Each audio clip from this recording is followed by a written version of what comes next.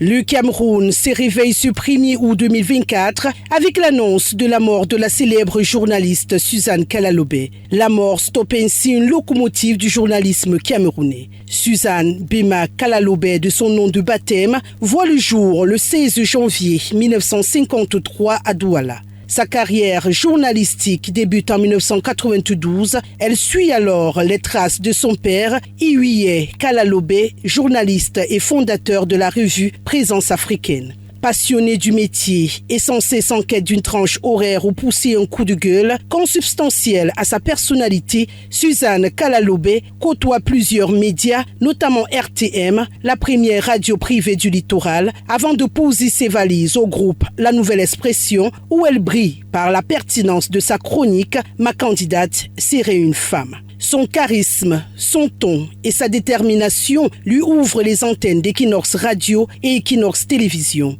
Et y anime d'ailleurs plusieurs tranches d'antenne. Une voix forte qui nague avec impertinence.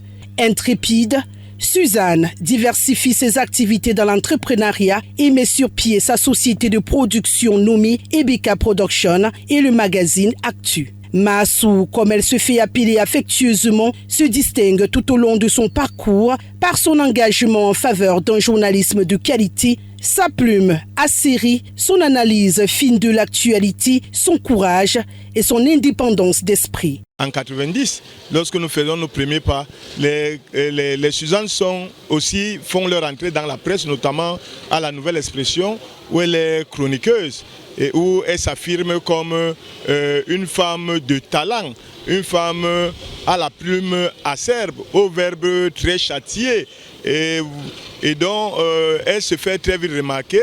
Et ses papiers se dévorent comme des petits bouts de pain. Elle allait d'une banlieue à l'autre dans la région parisienne. Elle vendait, elle était la camarade qui vendait le plus de journaux dans la communauté camerounaise et africaine en général. La reconnaissance des pairs se confirme avec sa nomination parmi les 9 membres du Conseil national de la communication le 23 février 2013 par le président de la République. Le CNC a été une récompense pour l'État du Cameroun pour le travail abattu dans le journalisme, pour le positionnement qu'elle a fait dans le journalisme. Elle a apporté une touche particulière qui tient à son expérience politique, à son expérience des médias d'une manière générale. Et il avait beaucoup consommé les médias français aussi, puisqu'elle était partie très jeune en France à l'âge de 10 ans. Et donc elle avait une grosse expérience qu'elle a apportée au CNC. Parallèlement à cette fonction, elle exerce comme chargée de la communication à la direction générale d'Isacam. Sa relation avec la presse s'achève à Dash TV. Que dire de la syndicaliste? Kalalobé reste l'une des grandes dames qui a tutoyé le genre masculin sans complexe. Elle était de toutes les batailles. Elle était de toutes les batailles de la presse camerounaise. Elle a même été à la création de l'Union des journalistes du Cameroun. Elles étaient des femmes de liaison, des petites filles de liaison à l'UPC dans le combat nationaliste des années pré- et post-l'indépendance.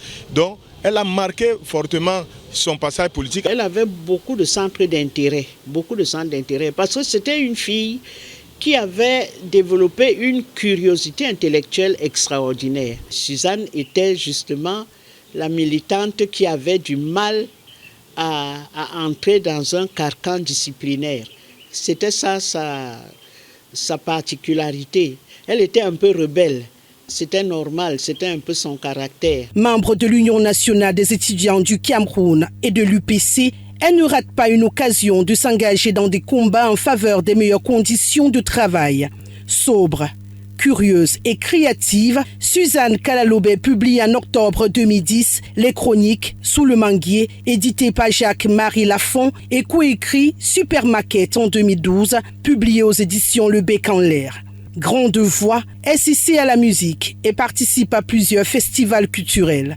Pour la postérité, Suzanne Kalalobé est détentrice d'un doctorat en linguistique obtenu à l'Université Paris 3, d'un BA en management culturel et d'un DEA en sciences politiques. Journaliste, éditorialiste, écrivaine, chanteuse, activiste, Entrepreneur, le Cameroun pleure la perte d'une valeur sûre de la presse, Suzanne Kalalobe. Son héritage reste une source d'inspiration pour des générations de journalistes.